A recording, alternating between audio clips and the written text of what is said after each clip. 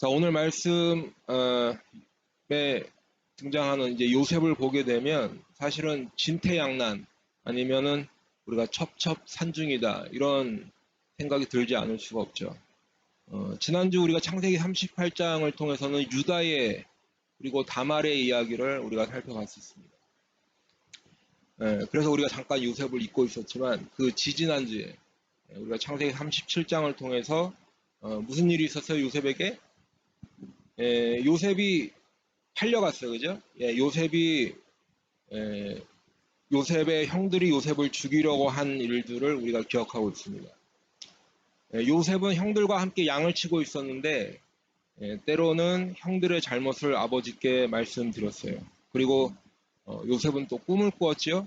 그 꿈의 내용이 그 형들의 곡식단이 요셉의 곡식단에 절하는 꿈을 꾸었습니다. 그리고 또 다른 꿈은 해와 달과 11별이 이제 요셉에게 와서 절하는 그런 꿈을 꾸었어요. 그런데도 요셉은 그 꿈의 내용을 그 형들에게 그대로 말해서 결국에는 미움도 사고 시기도 받게 되었습니다.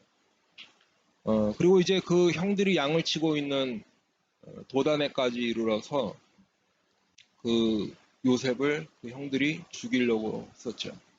이제 그 형들 중에서 루벤과 유다의 제안으로 죽지는 않고 이스마엘 사람 미디안 상인들에게 이제 팔려서 애굽으로 왔습니다.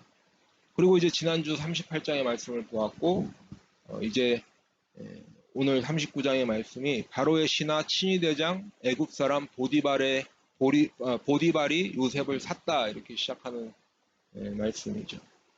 그런데 2절 말씀에 보면은 여호와께서 요셉과 함께 하심으로 그가 형통한 자가 되어 이렇게 말씀하고 계세요. 성경은 분명히 하나님께서 요셉과 함께 하시고 또 그래서 요셉이 형통한 자가 되었다 이렇게 말씀하고 계시는데 지금 뭐 다른 말씀은 둘째치고라도 오늘 이 39장 말씀에서만 보게 된다고 하면 계속해서 여호와께서 요셉과 함께 하셨다. 그래서 요셉이 형통하게 되었다는 말이 반복적으로 계속 나와요. 근데 이제 39장 마지막 후반부에 보면 요셉이 억울한 누명을 쓰고 감옥에 가게 되었을 때에도 그때도 성경은 계속해서 요셉이 형통하게 되었다 이렇게 말씀하는 것을 우리가 볼 수 있어요. 우리가 뭐 신앙이 있는 사람이든 없는 사람이든 그 뭐 신앙의 유무 여하를 막론하고 이제 어떤 사람이 억울한 누명을 쓰고 감옥에 가게 된 사람에게 참 형통하게 되셨습니다 이렇게 말하면 그런 사람은 없을 거예요. 그렇죠? 만약에 제가 어떤 사람이 이제 억울한 누명을 쓰고 감옥에 가게 되었는데 그 사람에게 제가 위로한다고 하는 말이 참 형통하게 되셨습니다 이렇게 얘기하면 아마 저를 엄청나게 많은 비난하는 분들이 계실 거예요. 그러니까 이 감옥에 가게 된 사람에게 그것도 억울한 누명을 쓰고 가게 된 사람에게 참 잘 되신 일이네요. 형통하게 되었습니다라고 이렇게 인사로라도 우리는 하지 않는 그 말을 지금 성경은 계속해서 말씀하고 계시다는 거예요. 그런데 지금 요셉의 처지가 딱 그렇죠? 예. 자기 주인인 보디발에게 충성된 종이었습니다. 요셉은. 그리고 그 주인을 신실하게 섬기고 있어요. 그리고 이제 주인의 신임을 얻어서 가정의 총무가 되었습니다. 죽을 고비를 넘겼던 요셉이 이제 비록 종의 몸으로 요셉에 팔린 신세가 되었지만 그래도 그 주인의 신임을 얻었으니까 우리가 그냥 억지로라도 그냥 요셉이 형통하게 되었구나 이렇게 생각해 볼 수는 있겠죠. 근데 이제 결국에는 보디발의 아내의 유혹으로부터 자신을 지키기 위해서 범죄하지 않게 자신을 지키기 위해서 어떻게 됐어요? 결국에는 감옥에 가게 됐어요. 오늘 39장의 말씀에 보게 되면 그런데도 성경은 여호와께서 요셉과 함께 하심이라 여호와께서 그를 범사에 형통하게 하셨더라 이렇게 말씀하고 계시다는 거죠. 그래서 우리가 이제 39장을 끝까지 쫙 읽고 나면은 하나님 아무리 그래도 좀 너무 하시는 말씀인 것 같아요. 이런 생각이 들 수도 있을 거예요. 지금 요셉의 상황은 도무지 형통이라는 단어하고는 어울리지 않는 그런 일들이 계속 이어지고 있다는 거예요. 감옥에 가게 됐는데 간수장이 은혜를 베풀어서 요셉이 그 감옥에 있는 죄수들을 관리하고 재반 사무를 맡겼다고 형통하다고 하시는 걸까요? 아무리 그래도 요셉의 신분은 뭐예요? 죄수예요. 요셉도 감옥에 갇혀있는 죄수의 신분이에요. 그렇지 않으면 나중에 이제 요셉이 애굽의 총리가 되는 것을 우리가 다 알고 있는데 그렇게 해피엔딩으로 결말을 맺게 되니까 형통하겠다고 하시는 걸까? 그래도 지금 지금 요셉의 상황에서 보면 형통하다라고 하는 말은 어울리지 않는다는 거예요. 여호와께서 요셉과 함께 하심이라 여호와께서 그를 범사에 형통하게 하셨더라. 그럼에도 불구하고 오늘 말씀은 계속해서 요셉이 형통하게 되었다 이렇게 말씀하고 있는데 그러면 이 형통이라는 말의 의미를 우리가 좀 알아야겠다는 거죠. 금요일날 우리가 좀 말씀을 나눴었지만 형통이라는 말은 모든 일이 뜻대로 잘 된다. 모든 일이 성공적으로 성취된다는 의미라고 말씀을 드렸어요. 모든 일이 뜻대로 잘 되는 것. 그것이 형통이죠. 그런데 오늘 말씀은 왜 계속해서 요셉의 뜻대로 되지 않는 것 같음에도 불구하고 요셉을 향해서 계속 형통하다고 말씀하고 계실까? 우리가 알고 있는 시각으로는 요셉이 형통한 게 아니에요. 이건 뭐 말씀을 깊이 보든 그냥 대충 훑고 지나가든 요셉의 상황은 형통한 상황이 아니라는 거죠. 그런데도 성경은 계속 요셉이 형통하게 되었다. 이유가 뭘까요? 이유는 성경에서 말씀하시는 그 형통과 우리가 일반적으로 생각하고 있는 형통이 의미가 다르기 때문이죠. 우리가 알고 있는 형통은 무슨 일이든지 뜻대로 마음먹은 대로 잘 되는 것인데 그게 누구 마음먹은 대로예요? 네, 내 마음대로. 내 뜻대로 되는 것이 우리가 형통하다고 해요. 우리는 모든 일이 내 뜻대로 이루어질 때, 내 계획대로 잘 풀리게 될 때 그것을 형통이라고 얘기한다. 손대는 일마다 승승장구하고 남들이 다 봐도 야, 저 사람 정말 부자로구나. 이렇게 이 정도의 부를 이루게 되고 또 자신의 이름을 널리 알리는 그런 사람을 보고 우리는 형통하다고 해요.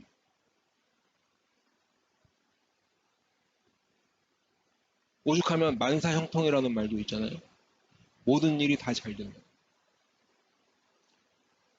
그런데 오늘 요셉의 모습을 보니까 성경에서 말하는 형통은 우리가 지금 알고 있는 그런 형통이 아니로구나. 그런 형통과는 거리가 있는 모습이에요. 요셉의 모습은. 성경이 말씀하고 있는 형통이란 것은 세상 사람들이 추구하는 그 형통이 아니구나 하는 것은 우리가 말씀을 통해서 최소한 알 수 있다라. 그러면 성경이 말씀하는 형통은 무엇일까요? 사실은 그 의미를 우리가 오늘 말씀에서부터 찾아볼 수 있어요. 오늘 본문 39장의 말씀에서. 요셉이 형통하게 되는 이유가 성경에 나와 있는데 그 이유가 뭐냐면 여호와께서 요셉과 함께 하심으로 되어 있어요. 여호와께서 함께 하시는 임마누엘, 하나님이 함께 하신다라는 그 임마누엘의 복이 요셉이 형통하게 되는 이유라는 거예요. 요셉이 이름을 날리고 재물을 많이 쌓고 어떤 부를 얻고 손대는 일마다 승승장구해서 형통이 아니라 하나님께서 요셉과 함께 하시는 그 자체가 요셉이 형통하게 되는 것이라는 거예요.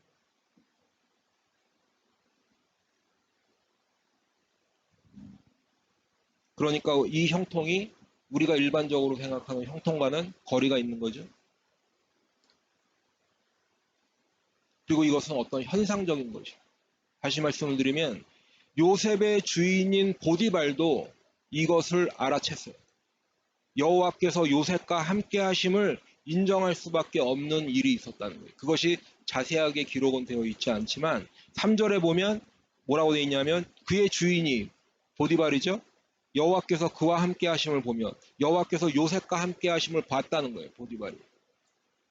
여호와께서 그의 범사에 형통하게 하심을 보았더라. 하나님께서 함께 하셔서 요셉이 형통하게 되었는데 성경적인 형통을 이루게 되었는데 그것을 믿지 않는 사람인 보디발도 알아챘다는 거죠. 사실 요셉의 신분은 노예 신분이었기 때문에 자신의 개인적인 재산을 소유한다는 것은 꿈도 꿀 수 없는 일이에요. 요셉 자신이 보디발의 재산이에요. 그러니까 요셉이 형통하게 되었다는 의미는 요셉의 소유가 많아졌다는 그런 의미가 아니라는 것을 우리가 그냥 알 수 있어요. 요셉이 어떤 명예를 얻었거나라는 의미는 더더욱 아니라는 것을 우리가 알 수 있어요. 왜? 요셉이 지금 종의 신분이죠. 노예의 신분이라는. 그렇기 때문에 성경이 말씀하고 있는 형통의 의미는 나에게 한마디로 제가 말씀을 정리해 보면 나에게 벌어지는 상황이나 형편 이런 것에 내가 흔들리지 않고 하나님의 은혜로 평안을 얻는 것을 말하고 있습니다. 외부에서 나에게 어떤 상황이 주어지죠. 형편이 주어지죠. 근데 그것에 내가 요동하지 않는 거예요. 오직 하나님의 은혜로 어떤 풍랑이 있어도 어떤 고난이 와도 어떤 어려움이 있어도 하나님이 함께 하시는 그 평안함 가운데서 있는 것이 형통이라는 거예요. 아멘? 아멘이 작으시네요. 더 나아가서는 나의 뜻이 이루어지는 것이 아니라 하나님의 뜻이 나를 통하여 이루어지도록 내가 쓰임받는 것을 형통이라고 해요. 내 뜻을 이루는 것. 요즘 젊은 사람들이 얘기하는 대로 소위 내가 잘 나가야 형통이 아니라 하나님께서 나와 함께 하시는 것이 형통인 줄로 믿습니다. 그리고 내가 하나님께 쓰임받는 것, 그것이 형통인 줄로 믿습니다. 하나님께서 함께 하시는 복을 다 누리시길 바라요. 하나님께 쓰임받는 여러분들이 다 되시는 그 형통을 누리시길 바랍니다. 그런데 이렇게 하나님께서 함께 하시고 형통하게 된 요셉에게 지금 위기가 찾아와요. 위기. 그것은 다름 아닌 보디발의 아내, 자신의 주인의 아내인 보디발의 유혹이에요. 보디발은 요셉을 신임했죠. 그리고 그를 요셉을 가정의 총무로 삼았어요. 그런데 보디발의 아내는 요셉을 그저 자신의 욕망을 해결하는 도구로 밖에 보지 않았어요. 요셉은 용모가 빼어나고 아름다웠더라 했기 때문에 그 보디발의 이 보는 요셉의 시선은 그 시선을 벗어나지 않았다. 그런데 요셉에게는 이것이 죄의 유혹일 뿐만 아니라 실제적인 위협도 되었어요. 단순히 내가 죄를 짓냐 안 짓냐 이 갈등뿐만 아니라 자신의 실제적인 삶에도 이것이 영향을 미친다는 거예요.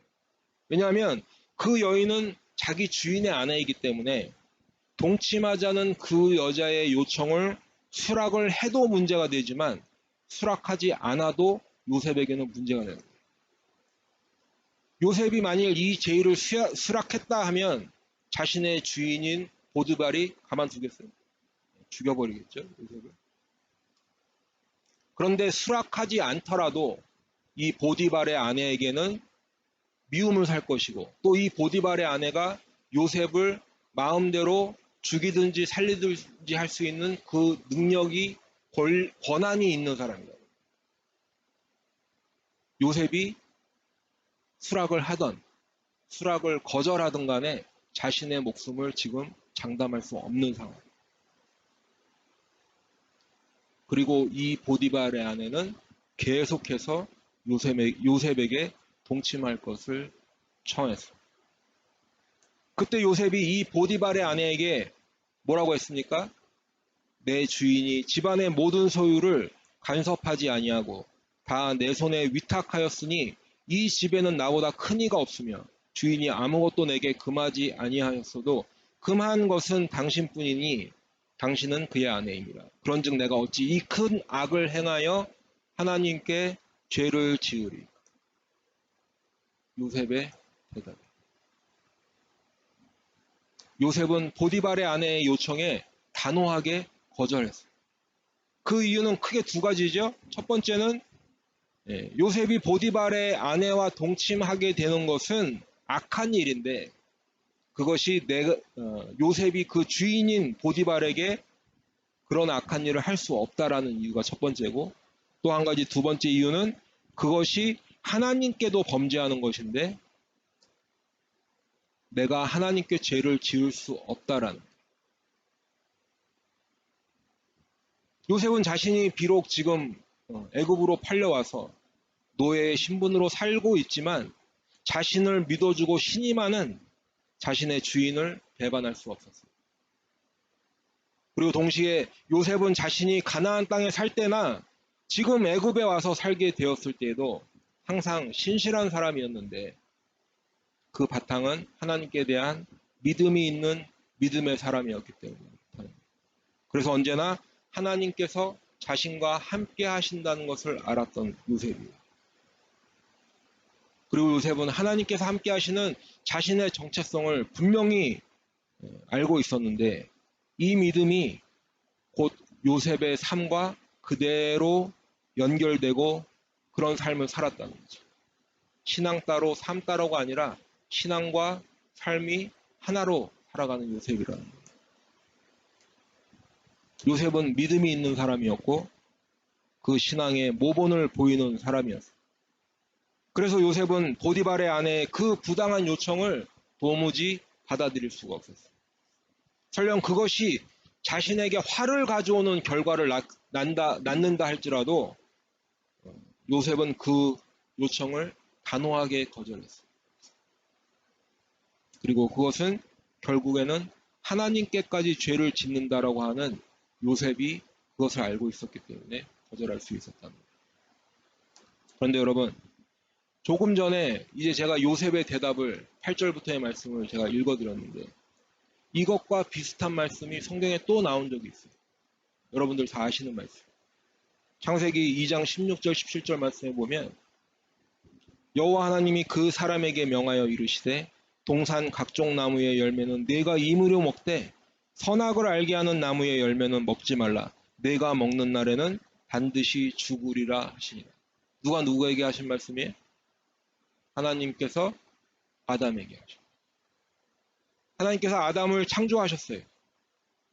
아담과 하와를 창조하셨는데 이제 하나님의 형상을 따라서 흙으로 그 사람을 지으시고 그 코에 생기를 불어넣어 주셔서 생명을 만드셨죠. 그리고 하나님께서 보시기에 심히 좋았더라라고 성경은 말하고 있어요. 그리고 이제 하나님께서는 복을 주시면서 생육하고 번성하여 땅에 충만하라, 땅의 모든 생물을 다스리라는 그 복을 주셨어요. 그리고 이제 하나님께서는 에덴의 동산을 창설하시고 사람을 아담과 하와를 그 동산으로 인도하셔서 이제 동산의 모든 나무 열매를 먹게 하셨어요. 모든 것을 다 허락하셨어요. 그런데 단 한 가지 금하신 것이 있는데 이게 뭐예요? 선악을 알게 하는 나무예요. 먹지 말라. 내가 먹는 날에는 반드시 죽으리라 하시라. 그 명령하신 나무의 열매. 선악을 알게 하는 나무. 그러니까 이 선악을 알게 하는 나무의 열매, 선악과는 그 열매 자체에 무슨 독이 있어서 그걸 먹으면 죽고 그러니까 먹지 말라 이렇게 말씀하신 것이 아니라 선악과는 무엇을 나타내는 거예요? 그 선악과는 곧 하나님의 명령이 돼요. 그러니까 그것을 따먹지 말라 하셨을 때는 예 하나님, 제가 하나님의 말씀을 순종하겠습니다. 알겠습니다 하나님, 저거 따먹지 않을게요. 순종할 수 있는 선택과 아니면 그 말씀을 거역하고 불순종의 길을 가는 그 선택이 사람 앞에 놓여집니다. 그런데 아합은 하나님의 명령에 어떻게 반응했어요? 불순종했어요.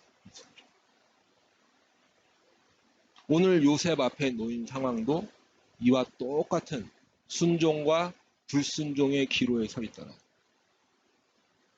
물론 지금 요셉 앞에 놓여 있는 이 상황은 하나님께서 요셉에게 직접 말씀하신 것은 아니죠. 그러나 요셉은 지금 자신이 처한 이 상황에서 보디발의 아내의 말에 따르는 것이 곧 하나님의 명령에 거역하는 것, 하나님의 뜻을 거역하는 것이라는 것을 분명히 알고 있었더라. 요셉은 자신이 하나님께 은혜를 받은 사람으로서 또한 하나님을 믿는 사람으로서 무엇이 하나님께 순종하는 것이고 어떤 것이 하나님께 불순종하게 되는 것인가를 정확하게 알고 있었다. 지금 요셉의 신분을 다시 한번 기억하시기 바랍니다. 요셉은 노예예요. 노예. 조금 전에도 말씀을 드렸지만 보디발의 아내의 요청을 들어주어도 문제가 되고 그 요청을 거절해도 문제가 생깁니다. 그러면 주인의 아내의 압력을 어느 정도 무마시키면서 적당히 들어주는 척만 해도 그것이 자기에게 어떤 유리한 것이 있을까 이렇게 생각할 수 있었다는 거죠. 꼭 어떤 정욕과 쾌락의 그런 이슈가 아니라도 요셉은 자신의 목숨을 지키기 위해서라도 다른 선택을 할 수 있었어요. 그리고 그것을 처세술이라고 생각하면서 결국은 이건 내가 내 목숨 지키기 위해서 하는 것이지 내가 하나님께 범죄하기 위해서 하지 않는 거야 라고 그 명분을 만들 수도 있었다라는 거예요. 근데 요셉은 그렇게 하지 않아요. 보디발의 아내의 요청을 거절하다가 자신에게 어떤 불이익이 있더라도 설령 그것이 자기 자신을 죽음으로 내모는 한이 있더라도 요셉은 그것이 하나님께 범죄대하는 것임을 깨달았고 그 보디발의 아내의 요청을 단호하게 거절했다. 이런 요셉의 순종의 모습을 우리는 우리 주님께도 발견할 수 있습니다. 빌립보서 2장 6절부터의 말씀에 보면 우리 주님께서 하나님 아버지께 어떻게 순종하시는 모습을 보여주셨나 우리가 볼 수 있습니다.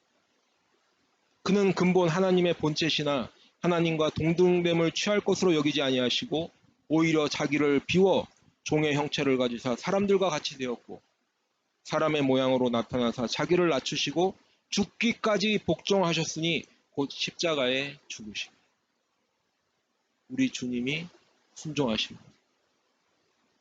우리 예수님께서는 성부 하나님과 함께 영광을 받으시기에 합당하신 우리 주님이세요.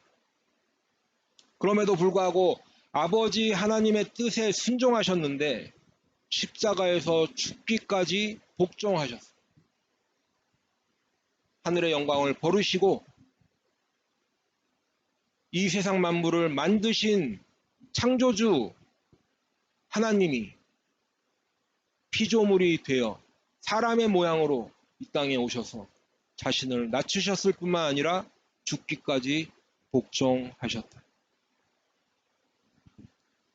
그뿐만이 아니라 우리 주님께서는 이 땅에서 사실 동안에도 아버지 하나님의 말씀에 순종하셨는데 요한복음 12장 49절부터의 말씀에 보면 내가 내 자의로 말하는 것이 아니요 나를 보내신 아버지께서 내가 말할 것과 이룰 것을 친히 명령하여 주셨으니 나는 그의 명령이 영생인 줄 아노라. 그러므로 내가 이르는 것은 내 아버지께서 내게 말씀하신 그대로니라 하시니. 예수님께서 이 땅에서 말씀하신 말씀이 예수님의 자의로 예수님의 뜻대로 말씀하신 것이 아니라 그 예수님의 하신 말씀조차도 아버지께서 말하라고 명령하신 것을 그대로 말씀하셨다는 거예요. 우리 주님이 하나님 아버지의 말씀에 복종해서 단순히 십자가에서 죽으시기만 한 것이 아니라 이 땅에서 우리에게 들려주신 말씀이 누구의 명령이라는 거예요? 아버지의 명령. 왜냐하면 하나님의 명령이 곧 영생이기 때문에. 그렇기 때문에 예수님께서는 아버지 하나님께서 말씀하신 그대로 순종하시는 것. 그리고 그 순종의 모본을 우리에게도 보여주시는 것.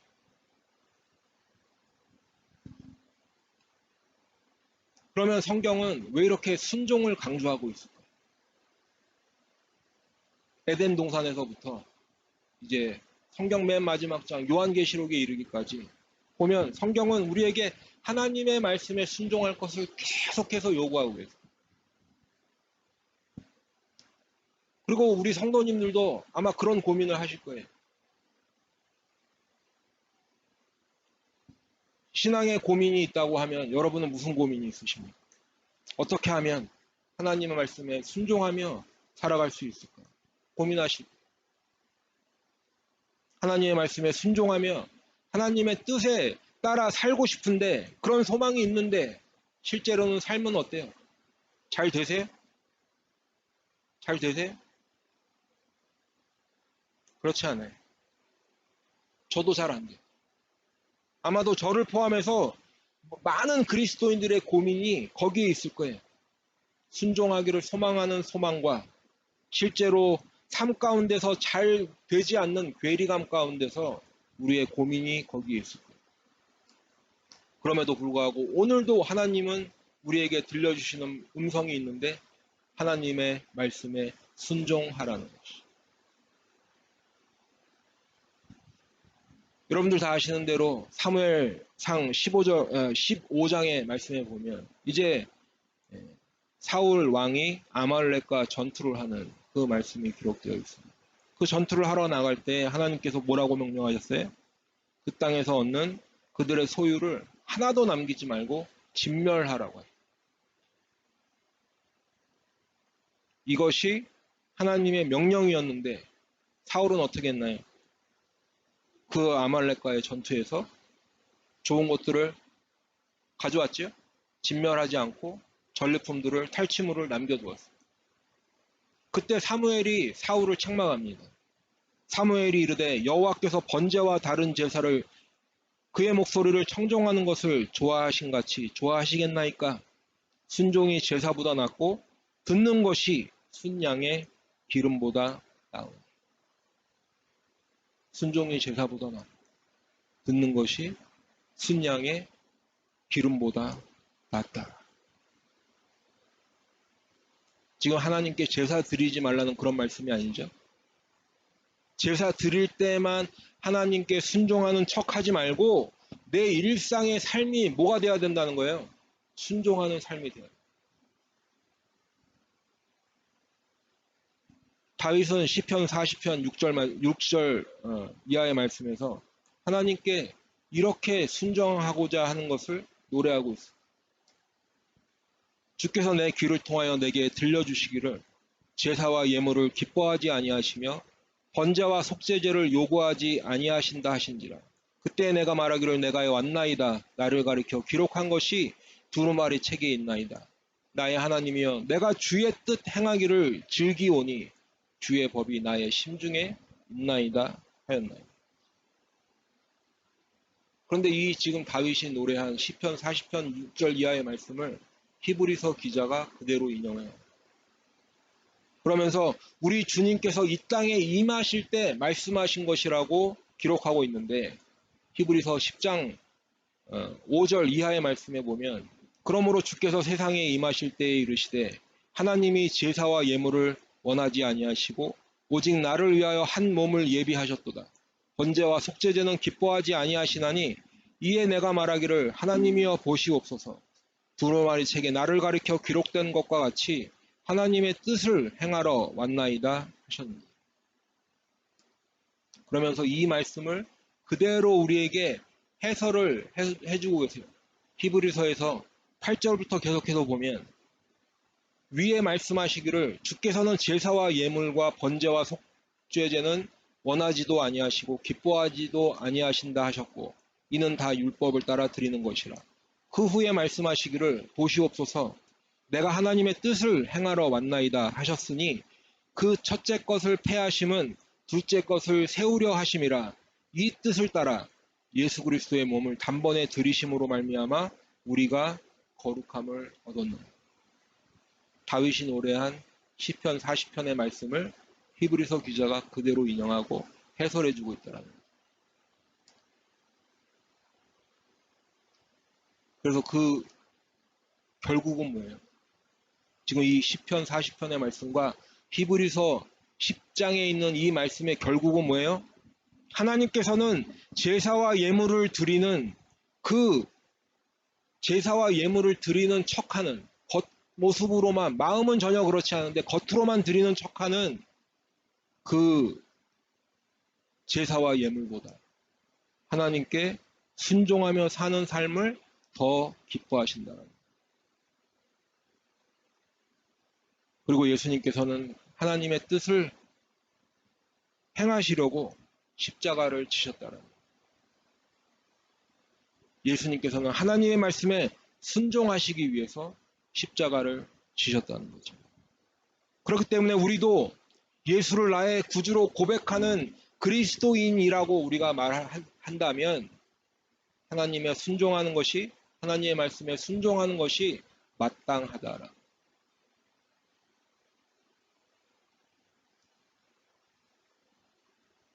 성경이 우리에게 하나님께 순종할 것을 계속해서 말씀하시는 이유는 그것이 하나님께 순종하는 것이 곧 하나님과 친밀한 관계를 맺을 수 있는 방법이기 때문에 우리가 하나님께 순종한다는 것이 하나님과 친밀한 관계, 하나님과 우리와의 관계가 친밀하게 되는 길이기 때문에 그렇다라는 거예요. 반대로 말씀을 드리면 하나님과 멀어지는 방법은 여러분들에게 제가 이걸 권해드리는 것이 아니라 멀어지는 방법은 불순종하면 하나님과 자연스럽게 멀어져요. 하나님과 상관이 없는 사람들은 하나님께 도무지 순종할 수가 없어요. 여러분 세상에 나가서 한번 보세요. 세상 사람들이 하나님의 뜻대로 살기 위해서 애쓰던가요? 그렇지 않아요.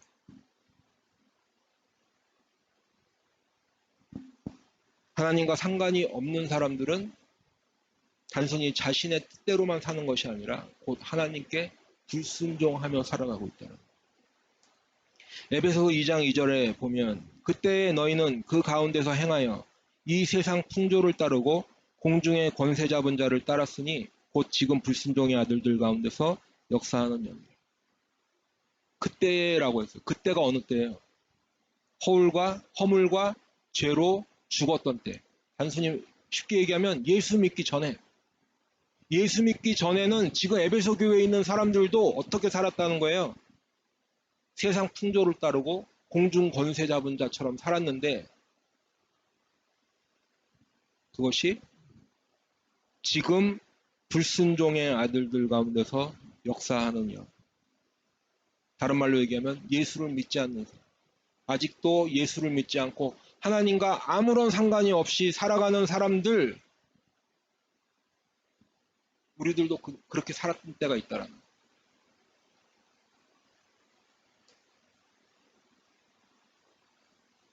내가 인정을 하든 인정을 하지 않든 간에 예수를 믿지 않고 불순종의 아들들로 살아갈 때에는 누가 역사하는 거예요? 사탄 마귀가 역사하는 거예요. 나는 사탄 마귀의 말에 귀를 기울이고 그 사탄 마귀의 뜻대로 행하게 된다. 그렇기 때문에 하나님께는 어때요? 순종을 할래야 할 수가 없어요. 사탄 마귀의 아래 그 휘하에 있으면 하나님께 순종할 수가 없고 하나님께는 불순종할 수밖에 없다라는 거예요. 왜 그렇습니까? 마귀의 태생이 하나님께 불순종하는 것으로부터 시작되었기 때문에 하나님께 불순종하는 것이 마귀의 전공이에요. 마귀가 제일 잘하는 게 하나님께 불순종하는 거예요. 요한일서 3장 8절에 보면 마귀는 처음부터 범죄하였다라고 말씀하고 있고 요한복음 8장 44절에도 보면 너희는 너희 아비 마귀에게서 났으니 너희 아비의 욕심대로 너희도 행하고자 하느니라. 그는 처음부터 살인한 자여 진리가 그 속에 없으므로 진리에 서지 못하고 거짓을 말할 때마다 제 것으로 말하나니 이는 그가 거짓말쟁이요 거짓의 아비가 되었습니다. 하나님께 불순종하는 것은 단순히 하나님의 말씀을 들을까 말까 해서 그냥 하나 듣지 않고 마치 뭐 아이들이 저 부모의 말을 그냥 따르지 않는 그 정도의 의미가 아니라는 거예요. 하나님께 순종하고 불순종하는 것. 하나님께 불순종한다는 것은 결국은 같은 의미가 무슨 의미인가 하면 마귀에게 순종한다는 거예요. 마귀의 뜻을 따른다는 의미가 되는 거예요. 그렇기 때문에 성경은 우리에게 하나님의 말씀에 순종할 것을 계속해서 요구하고 계십니다. 하나님의 명령에 순종할 때에만 우리가 살아날 수 있기 때문에.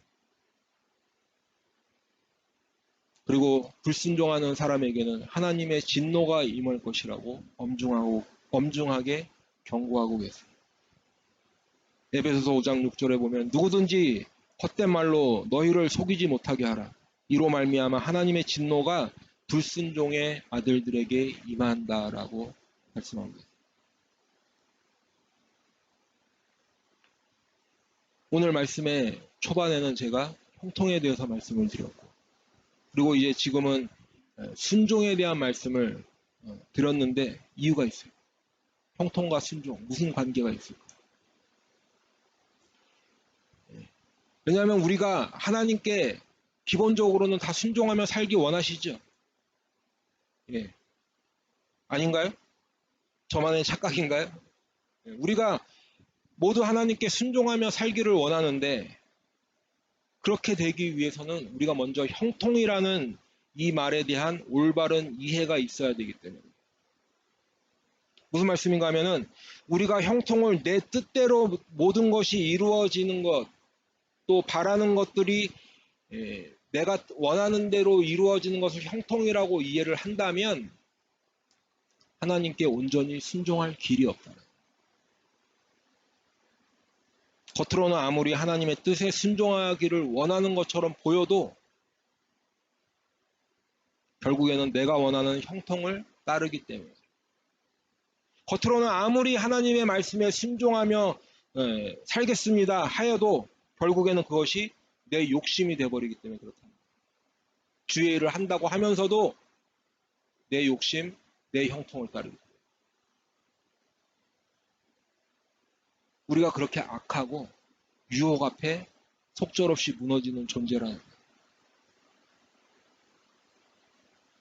우리는 하나님의 뜻을 알기 원한다고 기도도 하고 주님 뜻대로 살기로 했네 찬양도 하지만 그러나 막상 내 이익과 주님의 뜻이 맞닥뜨려질 때에는 어떤 선택을 할까?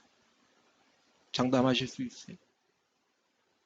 내 이익과 주님의 뜻이 맞부딪힐 때 어떤 선택을 하시겠어요? 여러분이 요셉이라면